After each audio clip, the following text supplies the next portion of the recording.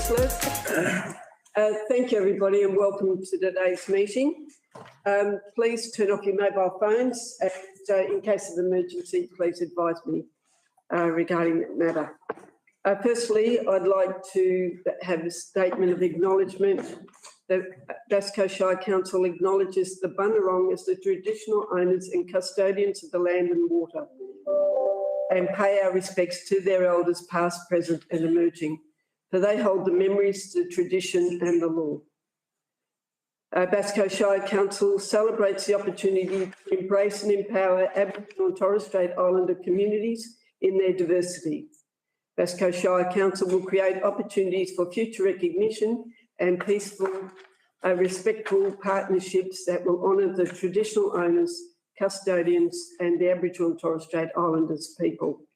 Councillor Cesari, can you read the councillor statement, please? Thank you, Madam Mayor. All members of the council pledge to the Basco Shire community to consider every item listed on this afternoon's agenda, based on the individual merits of each item, without bias or prejudice, by maintaining an open mind and disregarding council's personal interests, so to avoid any conflict with the public duty.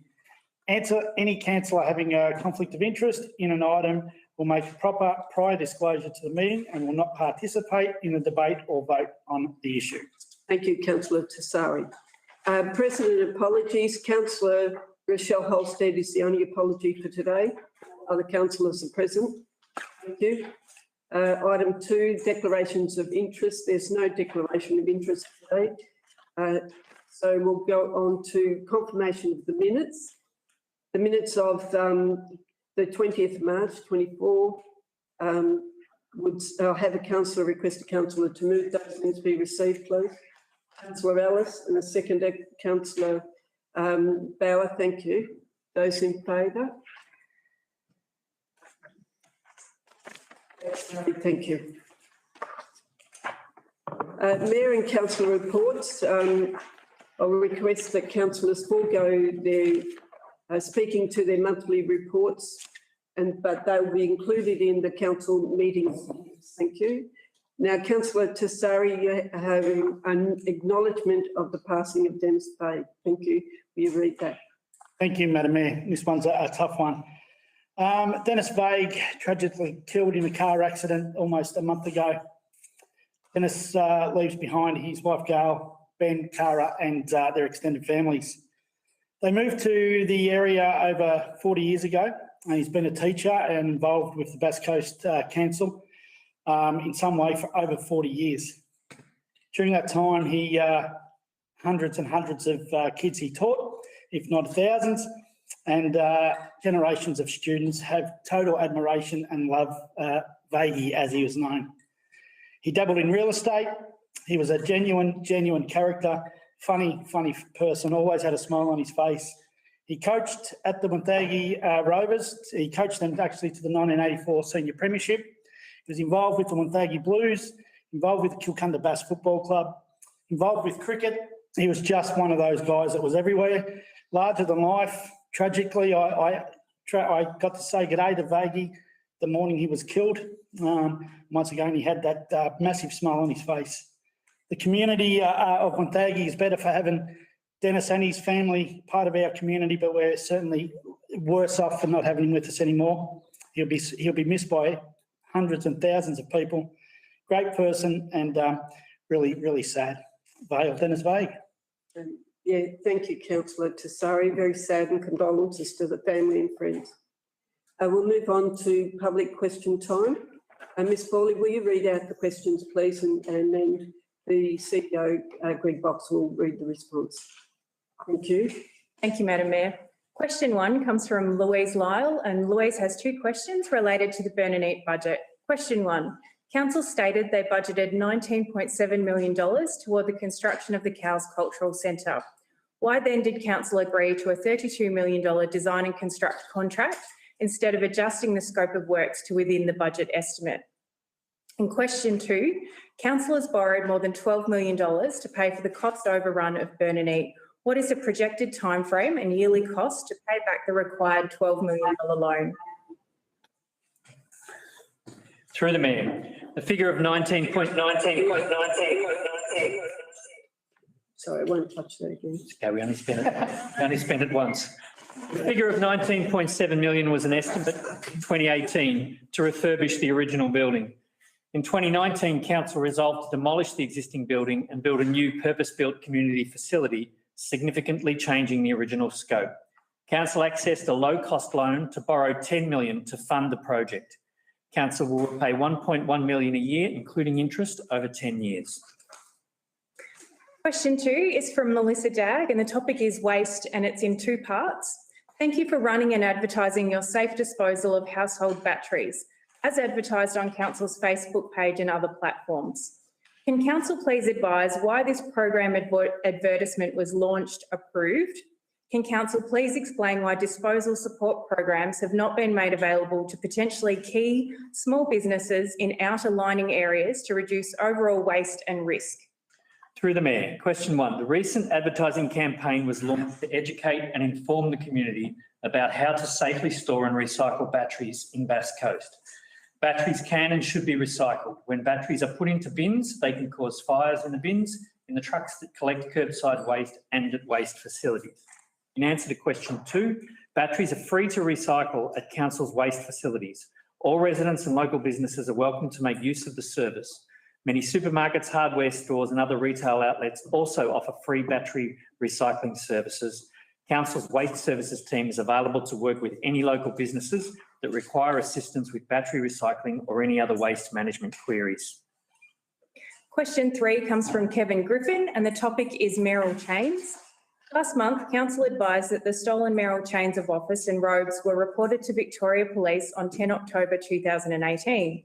Will Council now advise the community as to the progress of Victoria Police investigations into the stolen items? Through the Mayor. The Merrill chains were reported as missing in 2018. Police have informed Council that they have insufficient evidence to progress the investigation. Question 4 is also from Kevin Griffin and the topic is Governance Rule 54.9. Question time Governance Rule 54.9 permits discussion by councillors for the purposes of clarification. Will Council now advise the community why the Mayor refused to permit Councillor Halstead to discuss or clarify question 5.4 at the March 2024 Ordinary Council meeting? Through the Mayor. The Governance Rules allow councillors to ask questions for clarification during public question time. Clause 54.9 does not permit discussion. Advice on the Governance Rules was provided to the Mayor by officers during the Council meeting.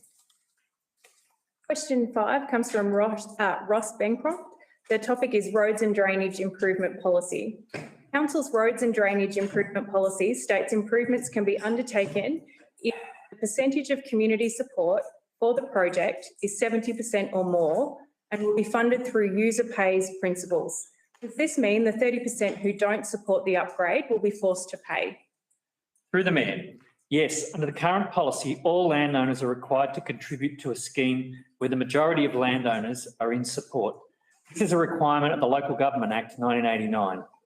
Council has recently reviewed the Urban Roads and Drainage Improvement Policy and we are currently seeking feedback on the revised document which can be found on Engage Post. Question 6 comes from Mario Boffa and the topic is Movie Projection System Burnanite. Please provide the cost for the movie projection system, which includes the projector system, sound system and large white screen installed in Burnanite. People have the right to know of these expenses. Through the Mayor. The movie projection system was produced as part of the overall audiovisual package for the entire facility. Was procured as part of the overall audiovisual package for the entire facility. Council will need to review the contract to find the figures for the movie system. So this question will be taken on notice and an answer provided in the minutes. Question 7 comes from Fred Morris and the topic is Burnanite Piano. I recently attended a musical show at Burnanite that was most enjoyable, first class. What did it cost Council for the large piano used for entertainment in live shows? Through the Mayor. The piano has been owned by Council for more than 30 years. The purchase price of the piano is unknown. Question 8 comes from John Kuzma. Topic, zoning of the Hilton Chadwick Reserve. The Bass Coast Shire planning scheme requires approval from the Planning Minister to change zoning of the Hilton Chadwick Reserve and the Carnival land. When did council seek a change for both lots from farming to recreational zoning through the planning minister? Through the Mayor, council has not yet commenced the process of rezoning this land. Question 9 comes from Terry Parkin and the topic is Gap Road zoning. Has council taken any action to advocate to the planning minister to have the zoning of the council-owned land at Gap Road rezoned from farming to industrial? Through the Mayor, no, council has not commenced the rezoning process for Gap Road. Question 10 comes from Gina Rosamilia and the topic is flag poles. A question was asked at the March 20 council meeting seeking the costs for the 4 flag poles and the 4 flags. The CEO did not provide the cost of the flags. What was the cost? Through the Mayor, flags require regular replacement due to deterioration. The total cost of these flags was $467 excluding GST. Question 11 comes from Philip Davey and the topic is disallowance of public questions and it's a question in 2 parts. Question 1, clause 54.1 of Bass Coast Governance Rules states there must be a public question time at every council meeting fixed under Rule 9 to enable members of the public to submit questions to council. What authority did council have to ban 128 questions to council April to November 2023? In question 2, during some council meetings, some statements are made that to ratepayers requires further clarification. Why, when at a future council meeting when a ratepayer asks for clarification of the statement made, is the question disallowed? Does council have powers similar to federal parliamentary privilege? Through the Mayor, public question time was included at every fixed council meeting from April to November 2023. Council did not ban 128 questions. The governance rules allow similar questions to be grouped and a single response provided. Questions may be disallowed by the chair under the criteria set out in section 54.6. Question 12, also from Gina Rosamilia. Topic is beach safety signage. Phillip Island Nature Park is installing updated new beach entry safety warning signs through the land they manage. Similar actions has council undertaken to upgrade beach safety signage as per the new Australian standard to the land council manages? Through the Mayor, council maintains a network of over 250 beach safety signs on council-managed foreshores. The content and location of signs is informed by audits, ongoing consultation with Lifesaving Victoria and are consistent with the current relevant Australian standards. Question 13 comes from Fred Morris and the topic is planning and building activity. Page 64, reported within the agenda to the council meeting 17 April, provides planning and building activity for February 2024. Why is council taking 206.6 and 204.7 days at a 30.77% completion rate for applications? Through the Mayor, processing times for statutory planning permit assessments have increased in recent months due to a larger than usual number of VCAT appeals and the current resourcing environment in the planning profession. Council has recently improved the completion rates with a full team in place and expect this upward trend to continue. Question 14 comes from Graham Jolly and the topic is operational costs for Burn and Eat. During the council meeting 21 February, Councillor Holstead asked Ms Borley, a senior officer, to start reporting operational costs for Burn and Eat. Will operational costs reporting commence in the 3rd or 4th quarters of 2023-24 or the 1st quarter 2024-25? Through the Mayor, the operating costs for Burn and Eat are not separately recorded and will be included as part of the regular financial reporting in quarterly reports to the community and the annual report. Reporting on programming activity at Burn and Eat will be included in the quarterly report to the community. Question 15, also from Graham Jolly, and the topic is Council's Capital Works. Council's Capital Works listing has 8 projects described as capital advancements with a total funding allocation of $4,410,000. I believe the next word is where. Where is this supporting money coming from to cover the $4.410 million? Is it from rates payment monies? Through the Mayor, the capital advancement projects are listed in the adopted 2023-24 annual budget. Each capital advancement allocation is rates funded. Question 16 comes from John Trott and the topic is budget engagement sessions. Why are the budget engagement sessions held during the day between the hours of 10 a.m. and 2 p.m? No evening session have been allowed for working ratepayers or residents to attend these sessions. Through the Mayor, Council has previously held evening consultation sessions on the budget and experienced very low attendance rates. Community members can provide feedback on the draft 2024-25 budget in person at one of the 4 advertised pop-up sessions or online at any time via Engage Bass Coast. Community members who are unable to attend an engagement session are welcome to make an appointment with council officers to meet at a convenient time. Is that the end of the question? Good. Thank you, Madam Mayor. Thank you, Ms Bowley. Thank you, Mr Fox. Okay, we'll move on to item 6, which is notice of motion. Councillor Bauer. Thank you, Madam Mayor. After intensive discussion with my fellow councillors and council officers, I'm withdrawing this motion for this meeting. Politics is the art of the possible. What was that last bit? I didn't. Politics is the art of the possible. So So, at this stage, we're going to get through. God. so you're withdrawing this? Yes. Okay, thank you, councillor Bauer. You just clear. Move on to petitions, joint letters, deputations and correspondence. 7.1, Anglers Road, Sutherland Bay, Urban Road and Drainage Infrastructure Improvement Program. Is there a councillor that would move the petition, please? Councillor Ellis, a seconder. Councillor Lang. Thank you. As there's no further debate, the petition will lay on the table and come back to council no later than June the 30th, 2024. Thank you. We'll advise the head petitioner of the council's decision. And those who, and we'll vote on that. Those in favour? That's carried. Thank you. 7.2. The LGBTIQA+ Advisory Committee, request that the councillor move that. Councillor Lang, a seconder, Councillor Ellis. That the petition will lay on this, the advisory committee lay on the table and be presented no later than July 24 for the council meeting. All those in favour? The petition.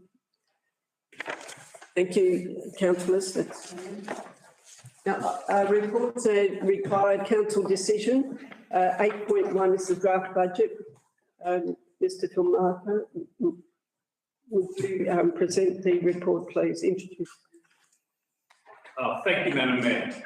The purpose of this report is to obtain council authorisation for the release of the draft 2024-25 budget, annual action plan 2024-25, and the draft fees and charges for community consultation and public submissions. Draft budget has been developed following a rigorous and robust review process, which requires significant attention on cost containment and additionally includes a number of targeted efficiency savings measures. This has enabled council to release a balanced budget that projects sound outcomes for the range of financial performance indicators that measure the organisation's operating position, liquidity, working capital position, level of indebtedness, and asset renewal compared to depreciation. Draft budget has been set based on an average rate increase of 2.75%, consistent with the state government rate cap. So the proposed waste charge increase of $24 or 4.4% is consistent with the projections in the long-term financial plan and strategic resource plan. The proposed capital program of $24.8 million contains a range of projects that deliver meaningful benefits and upgraded infrastructure across the Shire, while also ensuring asset renewal requirements are adequately provided for. The draft annual fees and charges reflect average fee increases of 4% across the suite of services provided, which is consistent with the current inflation rate. The draft annual action plan outlines the key actions that council will deliver across the strategic objectives outlined in the council plan 2021-2025.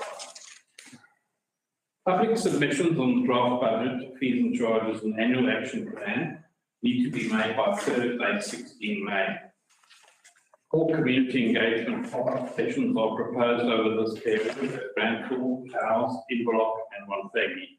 and members of the public are encouraged to attend these. Thank you, Madam Mayor. Thank you, Mr Pulmarfa. Do I have a councillor to move? Councillor Whelan, a seconder. Councillor Rooks, thank you. Councillor Whelan. Thank you, Madam Mayor. Yeah, this is an exposure draft, so I won't go into too much detail, but suffice to say that it's been put together in somewhat difficult circumstances, given it's the third year of rate capping below the CPI. And while people may well celebrate, and I probably do too, when the rates notice comes that it's less than it could have been, we must understand that it actually cuts council's ability to do things. That's how council gets its funding for the demands that are placed on it from the ratepayers on a day-to-day basis. It's also in the context of income being trimmed in other areas. For example, council has looked to improve the amenity effects, the neighbourhood amenity effects of online booking services going into residential areas, where we're putting tourism into residential areas, and put through a levy that was to be charged on those things. That has been at least indicated by government that will be made not legal into the future. So there are things like that, as well as state governments and ongoing propensity to look to transfer costs to local government, which is why I think it's instructive to say why we are so reluctant to go into some of those areas of partnership. But it introduces some new things. It deals with cemeteries, the transfer of the Wonthaggi and San Remo cemeteries to the Southern Metropolitan Cemeteries. It's got roads initiatives, and it's got initiatives around waste, and there's also some increases in the waste charges to reflect user costs. So it's a modest budget against some of our previous ones, but I think I commend it and believe that it's a good effort given the circumstances of reduced income that we find ourselves in. Okay, thank you, Councillor Whelan. Councillor Rooks. Yeah, similar lines to what Councillor Whelan has said. First, I wanted to say that thanks to the council officers for helping us out for the last 6 months in putting the budget together, and they give us opportunities for input, and they have worked very hard under conditions which are difficult, as Councillor Whelan said. With the last 3 years, the inflation rate has been higher than our capped rate that we can charge for our rates. So it puts pressure on our income going down and our costs going up, and it's difficult for council. And notwithstanding all of that, we're still producing a $24.8 million capital investment into the community, so that's an outstanding result. And there is a small underlying deficit of just 66,000. I just want to mention a couple of other smaller things, which is I'm really pleased that we continue to invest in the tracks and trails. They were a little bit behind on our implementation strategy. We are still putting money towards it, which is fantastic. And we're continuing expanding the urban forest strategy with money going towards that again this year. So that's great to hear. And now it's time for the community to have a look at this budget, and please give us your feedback. Thank you. Councillor Rooks, are there councillors who would like to speak to the recommendation? So, Councillor Bauer. Thank you, Madam Mayor. I have no problem with this budget being distributed to the community. I just encourage every ratepayer to engage with the council officers and go through line by line, especially with the fees and charges, so they're comfortable with that.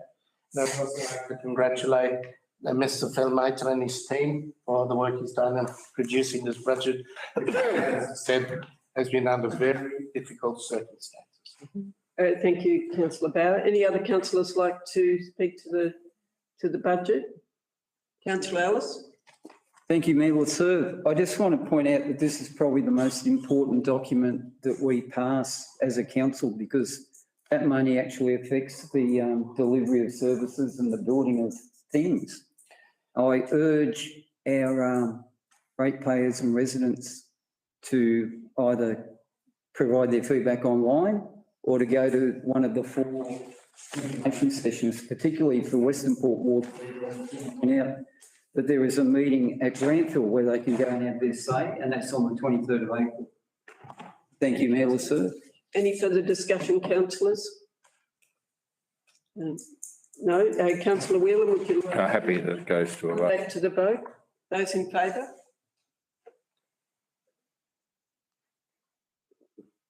Those against? That's carried. Thank you. Item 8.2, emergency Granville Glen Alby Road, Granville, stage 2. Ms Taylor. Thank you, Mayor. The purpose of this report is to seek council approval to fund urgent works to repair the Granville Glen Alby Road Bridge at the Bass River.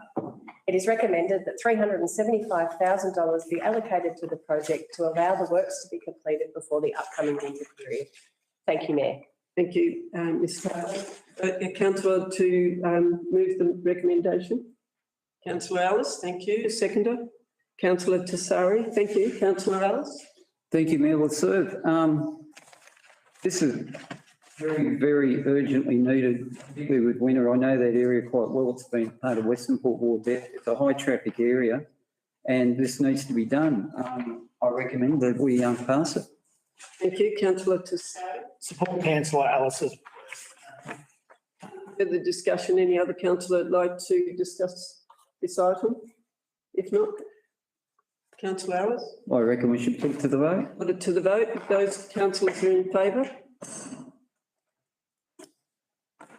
That's it, everybody. Yep, thank you. That's carried.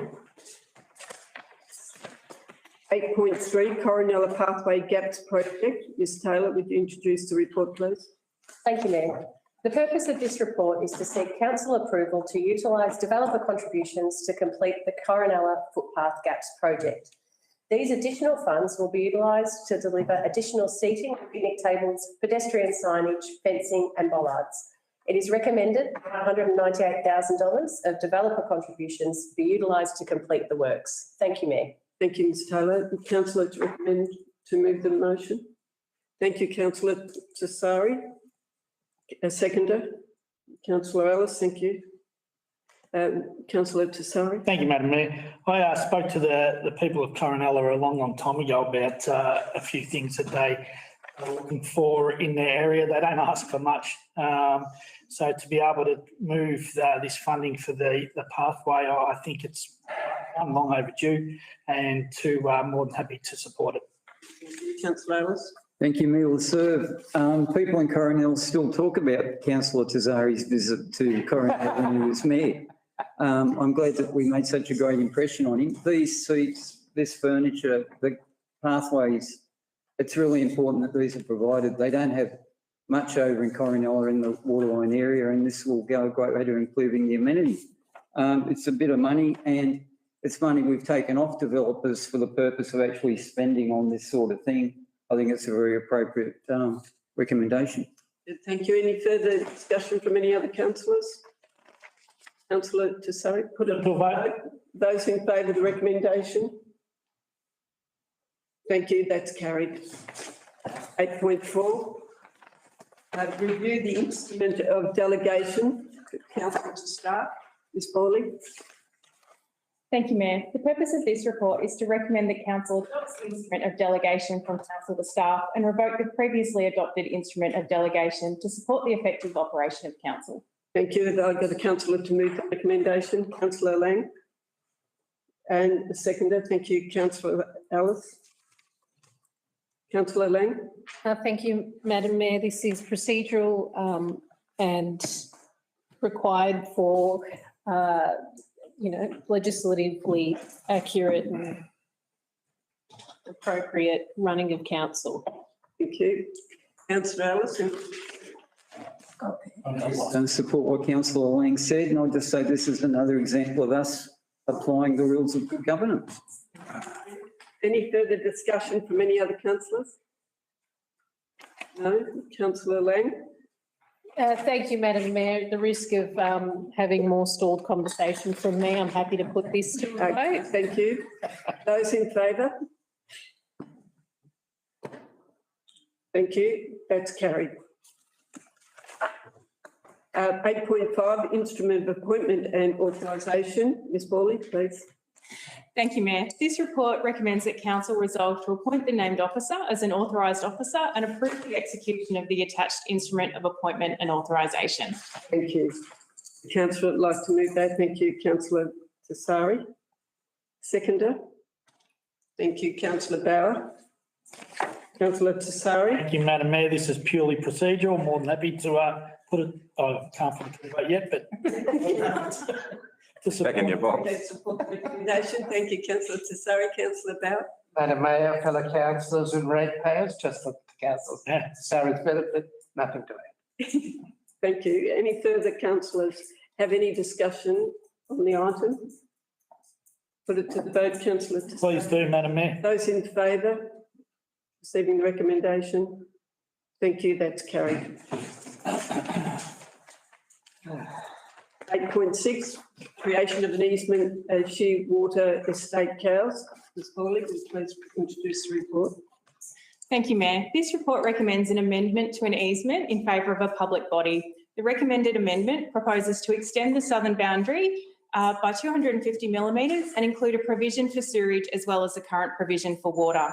The recommended amendment will improve servicing to the surrounding properties and ensure the easement correctly reflects the assets contained within. Thank you, Mayor. Thank you, Ms. Foley.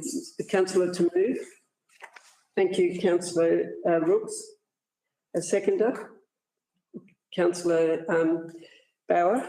Councillor Rooks. Thank you, Mayor Sir. I think Ms Worley summed it up. It is just an amendment to the current pipe that's already there, and the outcome will benefit the Shearwater Estate community, so it's a good thing. Councillor Bauer.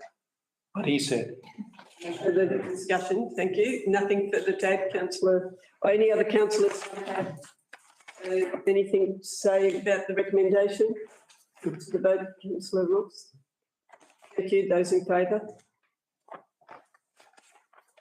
Thank you. That's carried.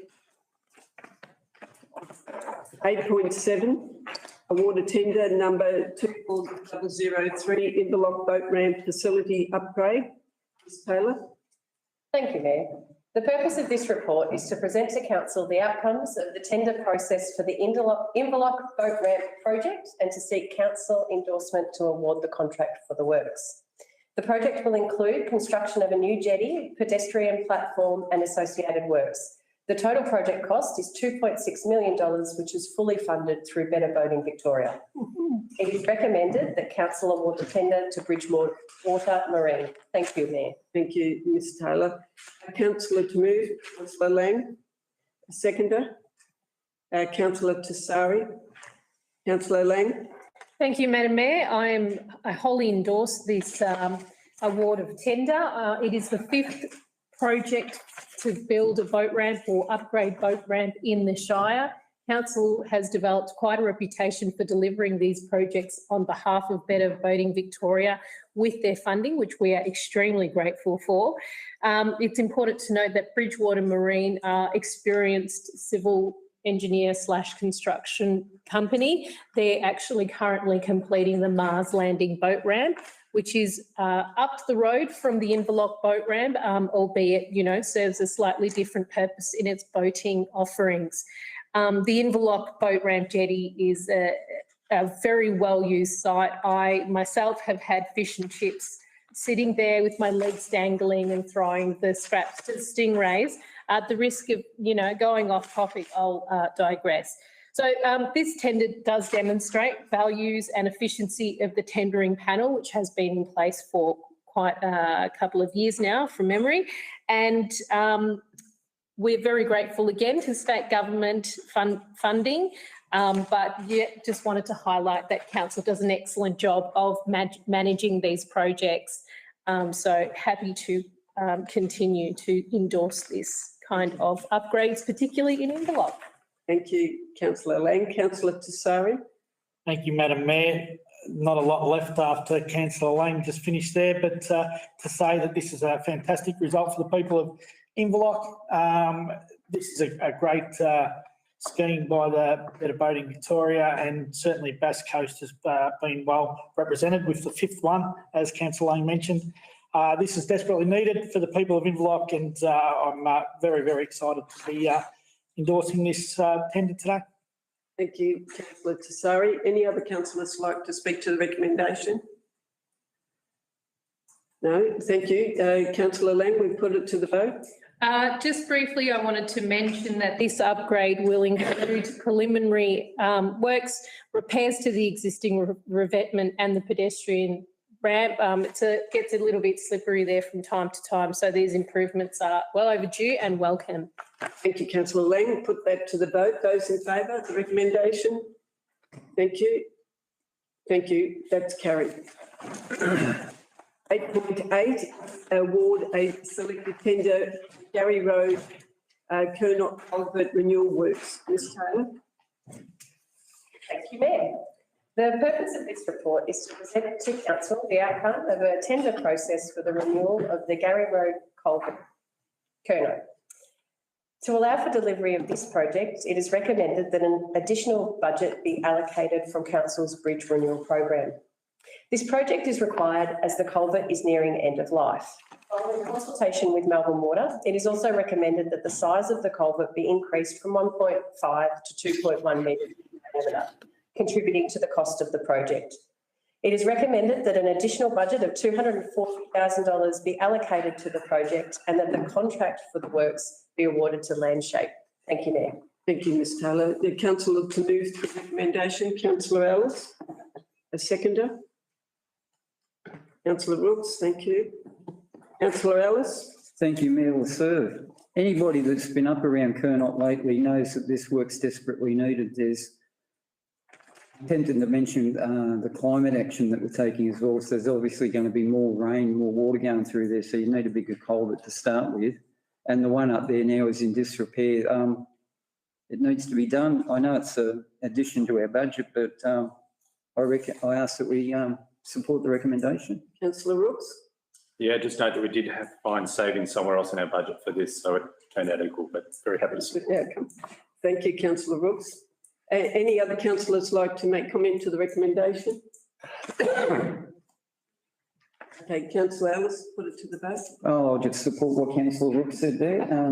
Good to have a negative impact on the budget and yeah, Okay, put it to the vote. thank you. Those in favour of the recommendation? Thank you, that's carried. 8.9, award a selective tender for the Rill Seawall extension. Ms Taylor, will you introduce the report? Thank you, Mayor. The purpose of this report is to present to council the outcomes of the tender process for an extension to the Rill seawall. The construction of an 86-metre seawall was recently completed. Through funding made available from the Department of Energy, Environment and Climate Action, council has the opportunity to construct an additional 45 metres of seawall north of the existing facility. It is recommended that the contract for the works be awarded to Simpson Constructions. Thank you, Mayor. Thank you, Ms Taylor. Councillor to move the recommendation, councillor Bauer. As seconder, councillor Brooks, thank you. Councillor Bauer? Thank you, Madam Mayor. This is, I think we've closed the circle now on the real ramp and extension and all the works that are being done through that area, which were overdue and highly used. And I think that the amount of money involved is reasonable from what other things we've been doing. And I commend the motion to the chamber. Thank you, councillor Brooks. Thankful to the Department of Energy and Environment and Climate Action for finding some additional funding to complete this works, and Better Boating Victoria for their involvement as well. It was something that was planned originally for the real upgrade, and now we're finding funding to go ahead, so it's good. Okay. Any other councillor would like to add anything further to the discussion? No? Councillor Bauer, Nothing further to add to that, just put it to a vote, please. Thank you. Those in favour? Thank you, that's carried. Right, we'll move on to item 9, which is statutory. Request a councillor to move a motion that the agenda items 9.1, 9.2, 9.3, 9.4 be considered as a block. Councillor Ellis, seconder, councillor Bauer. Okay.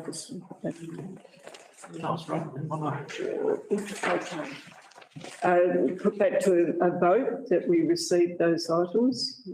Thank you. That's carried. Is there any councillor wishing to discuss any of these items? Councillor Lang? Thank you, Madam Mayor. I just think it's important to highlight that the informal meetings of councillor records doesn't also highlight the amount of meetings and attendances that councillors undertake outside of the requirements of our role. So I'm not going to go into what I do personally, but I know that a lot of councillors here do take a lot of time out in the community that isn't mentioned or listed in this. So I wanted to acknowledge that. Thank you. Any other councillors would like to speak to any of those reports? No? All right, I request that Councillor Tassari and a seconder to receive them. Was it second, Councillor Ellis? Thank you. And put that to the vote that we receive all those reports. Thank you, Councillor. Yep, thank you, that's carried.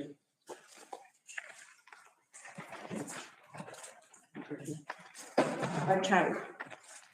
As there's no urgent business in item 10, the next council meeting will be held on the 15th of May 2024 here at the Civic Centre in the Chamber at 1 p.m. So I would like to thank everybody for attending and we'll close the meeting now. Thank you very much.